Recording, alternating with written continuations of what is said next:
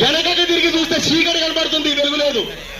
వాస్తవంగా చీకట్లో బతుకుతున్న కార్మికులని ఈ రోజు మేము పర్మనెంట్ చేస్తామన్నారు.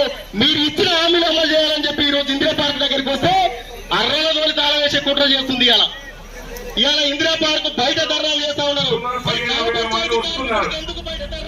అయ్యా మేము లక్షలు అడుగుతలేం.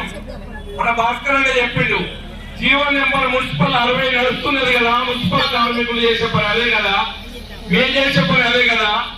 వాళ్ళకి ఇస్తున్నట్టు వెళ్తున్నాం 30-18,000 నుండి మన మీటింగ్ ఇది, ఆకలి కేకల పోరాటం ఇది.